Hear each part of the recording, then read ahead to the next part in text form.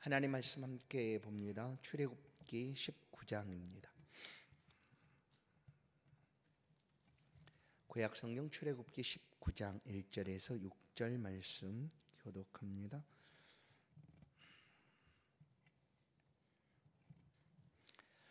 출애굽기 19장 1절에서 6절 말씀 한 절씩 교독합니다. 이스라엘 자손이 애굽 땅을 떠난 지 3개월이 되던 날 그들이 시내 광야에 이르니라.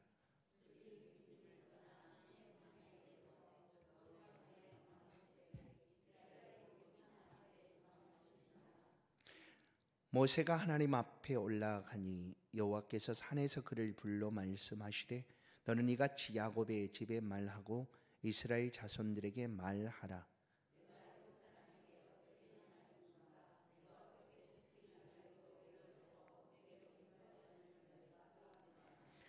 세계가 다 내게 속하였나니 너희가 내 말을 잘 듣고 내 언약을 지키면 너희는 모든 민족 중에서 내 소유가 되겠고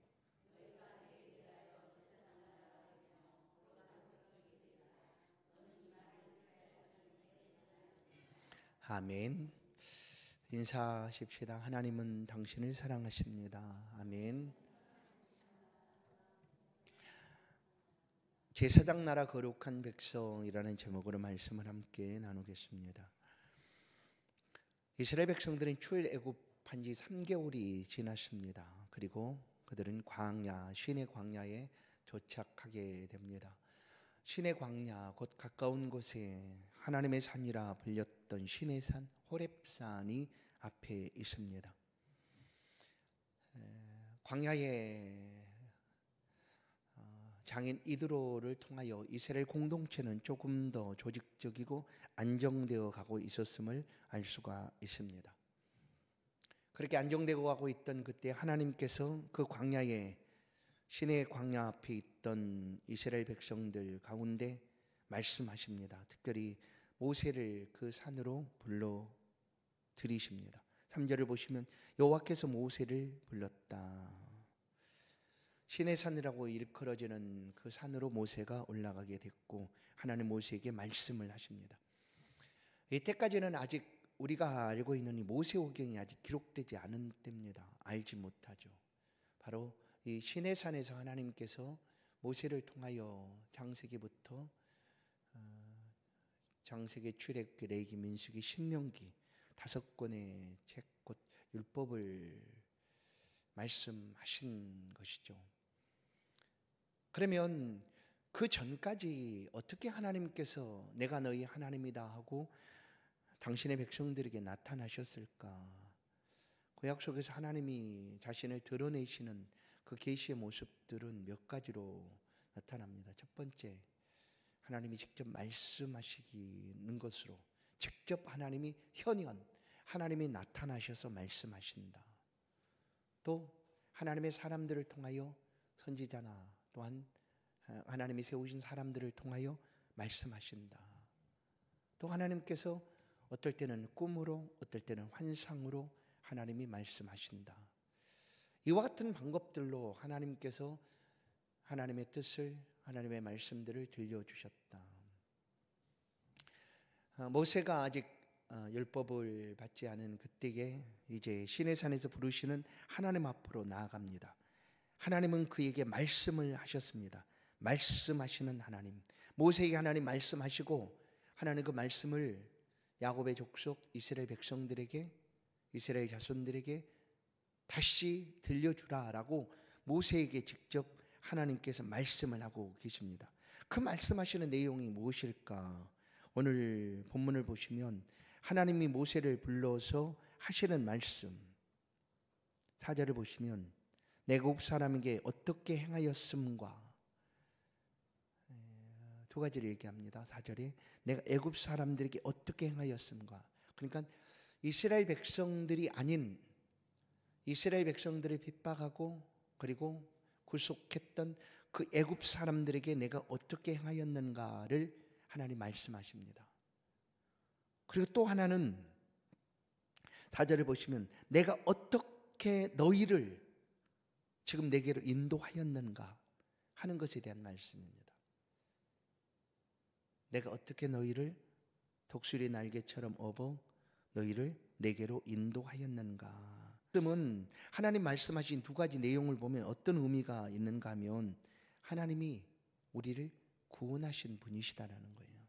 우리의 구원을 위하여 우리를 구속하고 붙잡고 우리를 억누르고 붙잡고 있었던 그 애굽 그 땅을 하나님이 심판하셨고, 뿐만 아니라 우리의 구원을 위하여 하나님이 직접 이스라엘 백성들에게 나타나셔서 그들을 독수리의 날개에 업고 인도하여 하나님 앞으로 인도해 주었다라는 거예요.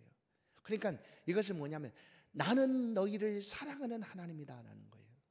하나님이 하신 말씀은 나보다 너희를 더 사랑하는 이가 없다. 한번 둘러봐라. 나보다 너희를 더 사랑하는 이가 있는가 하고 하나님이 말씀하고 있다. 우리를 구원하신 하나님, 그리고 우리를 너무나 사랑하신 하나님. 이 말씀은 하나님이 혀놓은 하나님의 그 모습, 독생자 예수께서 우리 가운데 오셔서 성육신 하신 하나님께서 우리 가운데 오셔서 하신 말씀도 똑같습니다. 우리를 너무나 사랑하시는 예수 그리스도, 마지막 하나님 앞에 가시기 전까지 얼마나 우리를 사랑하셨는지 요한복음 16장 17장 속에서 하나님 앞에 기도하는 그 기도의 모습을 보면 알 수가 있습니다. 아버지가 내게 주신 자 중에 내가 잃어버린 자가 하나도 없습니다. 내가 그들을 끝까지 사랑하였습니다 하는 거죠. 맞습니다. 우리를 주님께서도 사랑하셨습니다. 그리고 나만이 너를 사랑한다 하는 거예요. 단순히 이 말씀이 내가 너를 이렇게 했으니까 너는 나한테 어떻게 해야 되는지 잘 알지 하고 하나님께서 우리에게 강요하는 것이 아니라는 거예요. 우리 신앙은 종종 이렇게 잘못 생각할 때가 있다는 거예요. 아, 하나님 나를 위해서 다 하셨으니까 나는 당연히 그렇게 해야 되는 게 맞는데 하나님이 그렇게 하도록 나를 강요하고 계시는가 하고 생각할 때가 있다는 거예요. 오해할 때죠. 하나님은 그러나 자기 주장을 우리 가운데 그렇게 하시는 분이 아니세요. 이렇게 말씀하시는 것도 나보다 너희를 사랑하는 이가 있겠느냐 한번 생각해 봐라. 지금 너희가 서 있는 그 자리가 어떤 자리인지, 너희가 어떻게 이곳까지 오게 되었는지를 한번 생각해 보라는 거죠.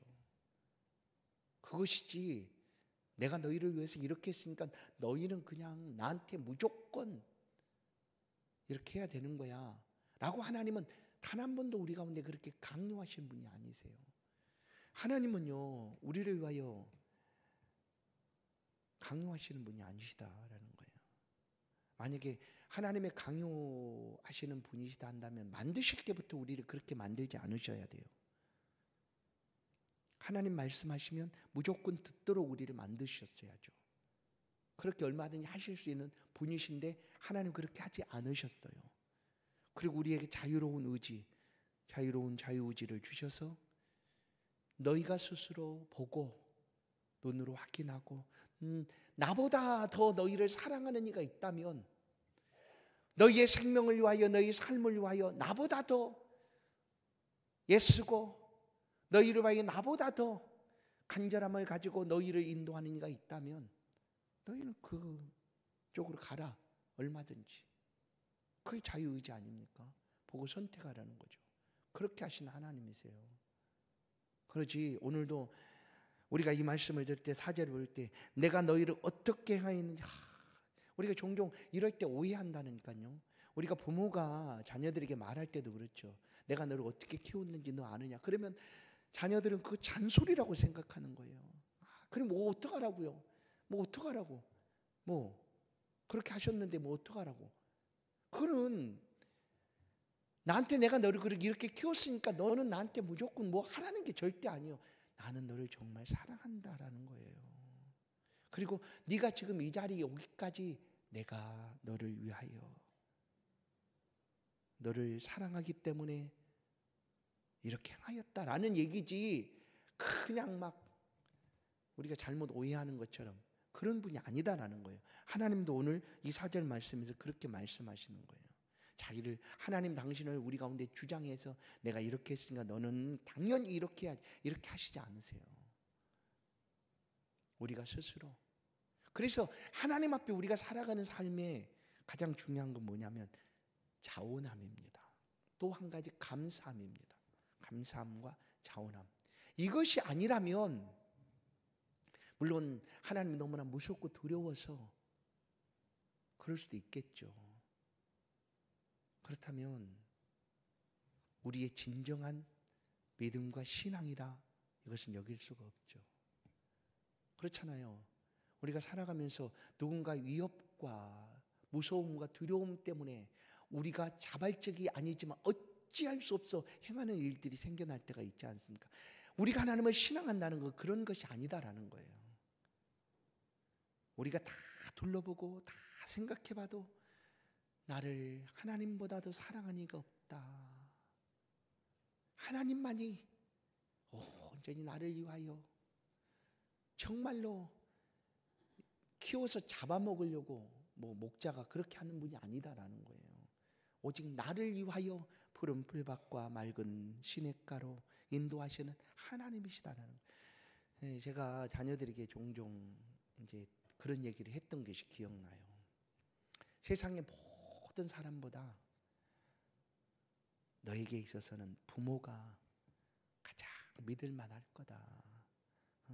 부모가 너를 등쳐가지고 네 것을 빼앗으려고 하겠느냐?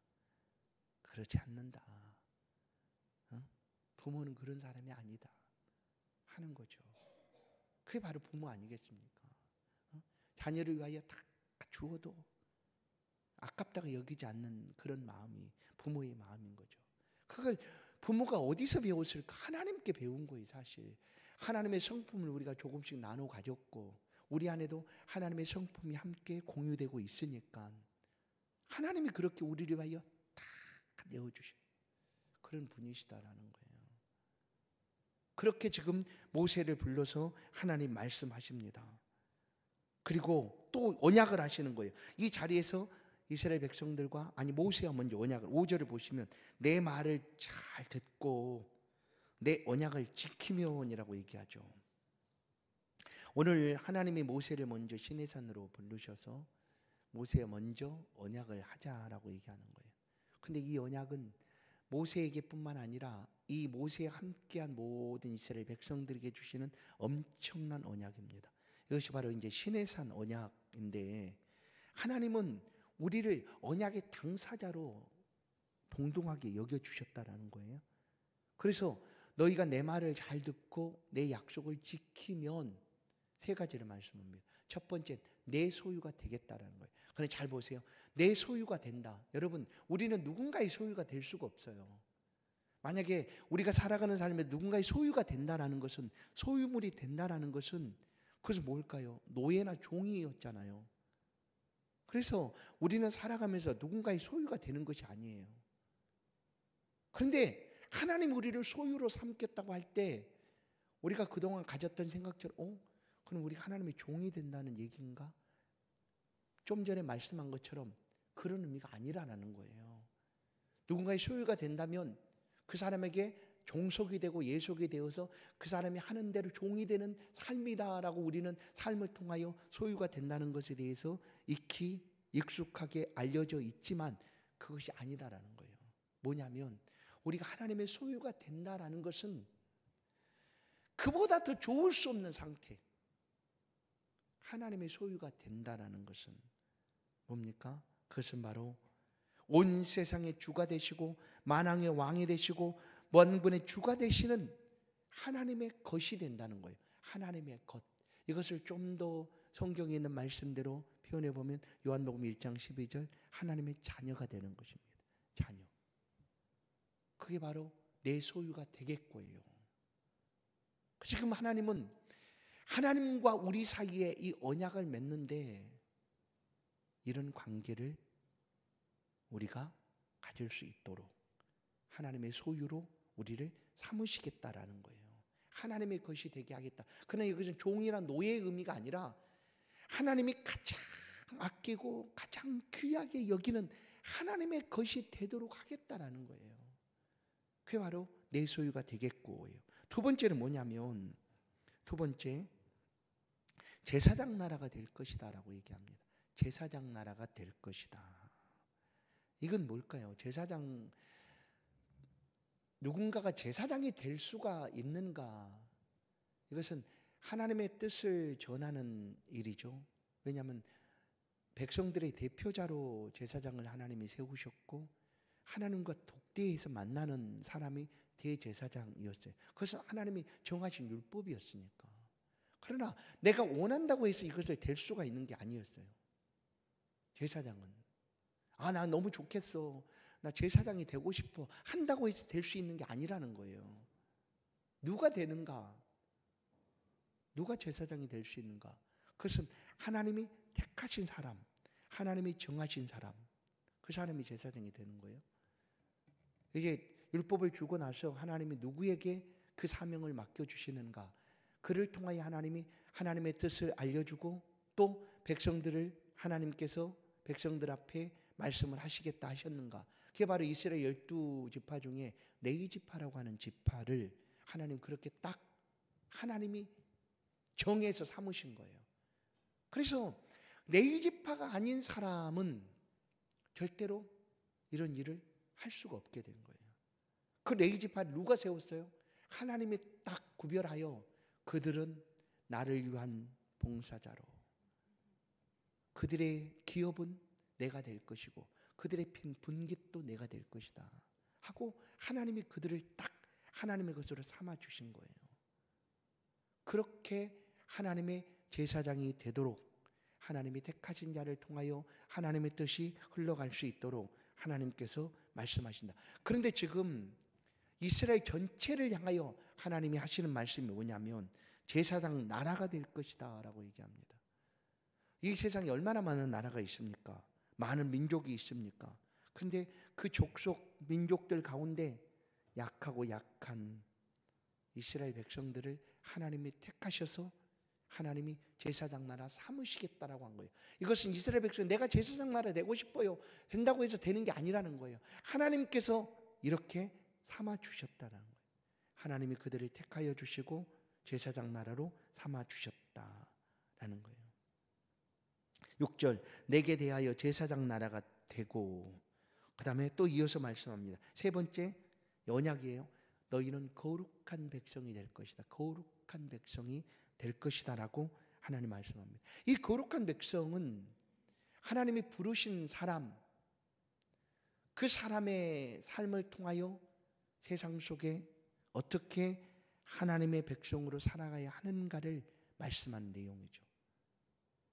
너희는 내 소유가 되고 이제 나는 너희를 제사장 나라로 삼고 너희는 그 삶 속에서 하나님의 백성, 곧 거룩한 백성으로 살아가야 한다라는 이런 언약을 말씀하고 계시는 것이다. 여러분, 우리가 하나님의 말씀을 들을 때 복이 있다라고 얘기합니다.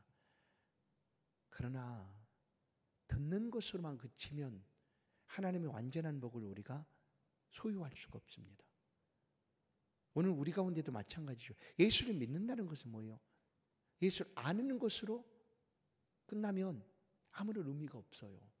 여러분, 이 세상 가운데 예수를 잘 아는 사람이 누굴까요? 성경은 이렇게 해요. 마가복음 속에서 아무도 몰랐을 때 그 예수가 하나님의 아들이시다, 하나님이 육신을 입고 우리 가운데 오셨다라는 것을 아무도 몰랐을 때 귀신이 압니다. 사단 마귀가 영적으로 예수 그리스도가 누구인가를 알게 됐어요. 그러면 우리는 모르는 일을 이들은 너무나 잘 알잖아요.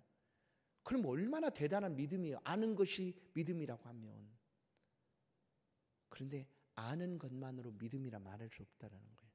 믿음은 언제나 행동을 동반합니다. 믿음은 그 행위가 뒤따라오게 되어 있다는 거예요. 아는 것으로 그치지 않고 아는 바대로 살아가는 것, 그것이 믿음이에요. 거기까지가 믿음이에요.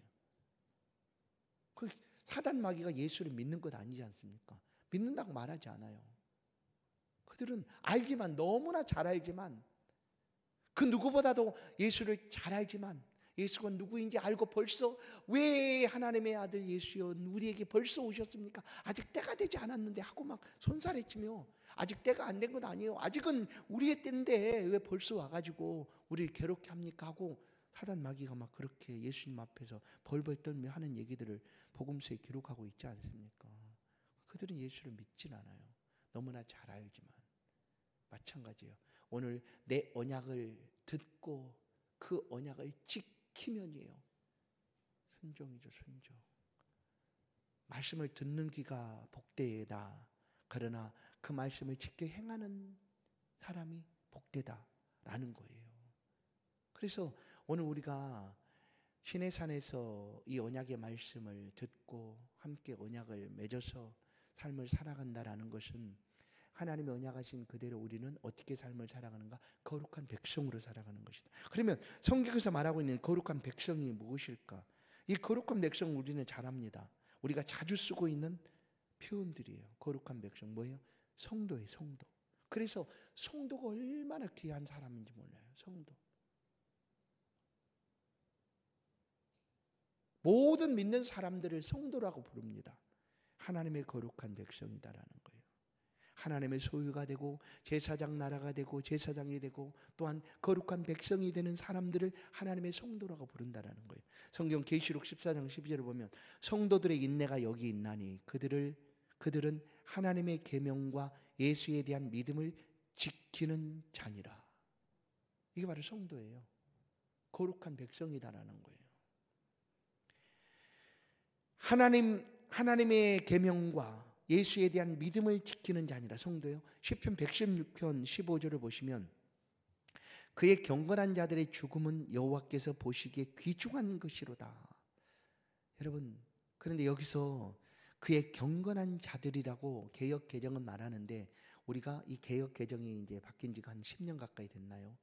이제 그 성경을 바꾸기 전에 개역 한글을 우리가 사용할 때 이 표현이 어떻게 되어 있었냐면 경건한 자들을 그의 성도들의 죽음은 여호와께서 보시기에 귀중한 것이로다라고 얘기해요.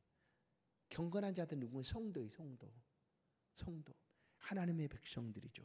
거룩한 백성들의 죽음을 하나님이 귀중하게 보신다라고 말씀하고 있다는. 그러니까 하나님은 이 땅에 관심 두고 있는 사람이 누구인가? 하나님의 백성, 거룩한 백성, 성도입니다. 성도에 앉고 일어섬을 하나님 눈동자처럼 지켜보고 계신다. 왜냐하면 그 안에 언약이 있기 때문입니다. 성도는 하나님과 언약을 갖고 그 언약을 지키며 살아가는 하나님의 백성이기 때문입니다. 오늘 우리도 이와 같이 성도의 삶을 살아가고 있습니다. 그 언약을 지켜 행하면 우리에게 약속하신 그대로 우리는 그의 소유가 됩니다. 하나님의 것이 되는 거예요. 하나님의 것이. 내가 하나님의 것이 되었다는 것은 다시 표현하면 뭘까요? 하나님은 내 것이 되었다 하는 것과도 같아요. 곧 나의 하나님이 되셨다라는 거예요. 멀찍이 계신 하나님이 아니라 지금 나의 하나님으로 나와 함께 계신다. 내가 하나님의 소유가 되었다. 그리고 제사장 나라가 되었고 거룩한 백성이 되었다라는 사실이에요. 이 사실이 오늘 율법이 있기 전에 이제 그 시내산에서 하나님 먼저 하신 말씀인데 이 말씀 그대로 신약시대의 성도들을 향하여 하나님께서 이 말씀이 이제 수천 년 지나서 예수 그리스도에게로 임하였고 그 말씀이 오늘 우리 가운데 이루어졌다라는 사실을 신약 성경은 우리 가운데 들려줍니다. 그것이 바로 베드로전서 2장 9절의 말씀이에요. 한번 같이 보겠어요. 우리가 잘 알고 있는 말씀인데 한번 같이 한번 읽겠습니다. 시작. 그러나 너희는 왕 같은 제사장들이요 거룩한 나라요 그의 소유 갖는 백성이니 이는 너희를 어두운 데서 불러내어 그의 기이한 빛에 들어가게 하신 이의 아름다운 덕을 선포하게 하려 하심이라. 아멘. 이거예요. 하나님이 우리를 이렇게 부르신 거예요. 시내산에서 그 오래 2000년 전에 2000년 뭐 지금부터 3500년 전에 약 BC 1500년경에 그랬으니까 지금부터 3500년 전에 말씀하신 그 말씀이 오늘 우리 가운데 그대로 이루어지고 있다. 그 약속이. 보세요. 너희는 택하신 족속이요. 우리가 제사장이 되고 싶다고 해서 우리가 될 수 있는 게 아니야. 내가 원한다고 해서 되는 일들이 아니에요, 이거는. 그래서 하나님의 택하신 은혜를 우리가 입고 있다는 거예요. 얼마나 감사한지 몰라요. 내가 구한다고 해서, 내가 사모한다고 해서 얻을 수 있는 게 아니라는 거예요. 먼저 하나님의 택하심이 있어야 돼요. 택하심. 하나님이 우리를 택해 주셨다라는 거예요. 이것을 우리는 믿기 때문에 믿음 안에서 삶을 어떠한 어려움이 있어 살아가는 거예요. 왜냐하면 내가 만약에 내가 하나님을 택하는 것이라면 내 마음이 달라질 수 있지 않습니까? 살아가다가 내가 힘들고 어려우면 내가 택했던 그 하나님을 내가 놓을 수 있어요. 그러면 그 관계가 어떻게 될까요? 하나님과 우리 관계가 끊어지는 거죠. 그러나 하나님의 택하심이기 때문에 내가 놓는다고 할지라도 하나님은 절대로 놓지 않으시는 그것이 하나님의 택하심입니다. 하나님. 왜냐하면 보세요. 하나님은 후회하심이 없으시다라고 얘기하죠. 선택한 그것을 바꾸시는 분이 아니에요. 그 뜻을 바꾸시는 분도 아니세요. 그래서 그 하나님은 이 바뀌어지는 것 중에 가장 쉽게 빨리빨리 바뀌어지는 게 뭐냐면 사람 그림자거든요. 해에 지나가는 것을 따라서 시시각각 달라지는 게 그림자잖아요. 그러니까 그것을 우리 가운데 하나님 말씀하시잖아요. 회전하는 그림자도 없으시다. 하나님은 바뀌지 않는다는 거예요. 견개하지도 않으신다는 거예요. 약속하신 것은 반드시 지키시는 하나님이시다 라는 말씀을 그렇게 하고 계십니다. 보세요. 왕 같은 제사장이야. 이제 우리 택하셔서 아무나 할 수 없는 그 제사장, 우리가 제사장이 되도록 하나님이 우리를 부르셨다라는 거예요. 왕 같은 제사장. 그리고 거룩한 나라요 그의 소유가 된 백성이다라고 우리를 부르신. 그게 바로 성도예요. 그리고 왜 이렇게 부르셨는가? 그의 기이한 빛에 들어가게 하신 이의 아름다운 덕. 하나님에 대해서 하나님도 놀랍습니다. 그게 뭐예요? 영광이잖아요. 영광. 우리가 하나님을 높이고 살아가는 삶이 하나님 앞에 영광이 되도록 살아가도록 우리를 부르시고 있다라는 거예요.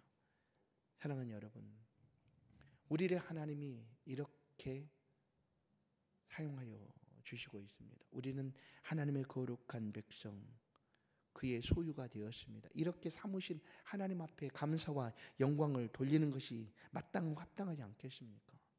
우리가 그렇게 살아가는 거예요. 그래서 우리가 할 수 있는 최선을 다하여 하나님께 감사드리고 하나님 앞에 영광을 드리고 하나님의 이름을 높여드리는 거예요. 그래서 성도 여러분, 오늘 우리의 삶 속에서 우리를 하나님 거룩한 제사장으로 하나님을 드러내는 삶을 살아가도록 세상 속에 그의 거룩한 백성으로 우리를 부르셨습니다. 이 사명을 감당하는 곳에 예수님 말씀하신 빛이요 소금으로 삶을 살아가도록 우리에게 말씀하고 계십니다. 오늘 시내산에서 이 말을 듣고 내 언약을 지키면 내 소유가 되고 거룩한 제사장의 나라가 되고 그의 거룩한 백성이 될 것이다 약속하신 하나님은 지금도 그 약속 그대로 오늘 우리 가운데 역사하시고 함께 하시는 하나님입니다. 이 하나님의 소유이 된 우리의 삶을 감사함으로 또 기쁨으로 하나님의 백성답게 성도로 살아가는 그런 은혜가 있기를 주의 이름으로 간절히 축원합니다. 하나님 감사합니다. 좋으신 하나님, 우리가 무엇이 간데 이렇게 택해 주시고 하나님 자녀 삼아 주실 뿐 아니라 하나님 겉되게 하시고 세상 속에 하나님의 이름을 높이고 송축하며 드러내는 제사장의 삶을 또한 거룩한 백성의 삶을 살아갈 수 있도록 붙들어 주심을 감사합니다. 들은 말씀들을 잘 지켜 행하여 영원토록 하나님의 백성의 삶을 살아갈 수 있도록 붙들어 주시고 함께하여 주옵소서. 이 저녁 우리가 하나님을 예배할 수 있게 도우시니 감사합니다. 예배하며 구하는 모든 간구함도 들으시고 또한 우리 마음의 생각에 또한 우리가 기도하는 모든 것들 가운데 하나님 풍성한 은혜로 채워 주옵소서. 주 앞에 선 주의 백성들의 삶의 발걸음 행하는 모든 일터에서 지키시고 보호하여 주옵소서. 하나님의 영광의 도구로 오늘도 쓰임 받도록 불러주시고 예배케 하시니 감사합니다. 모든 영광 주께 드립니다. 예수 그리스도의 이름으로 기도하옵나이다.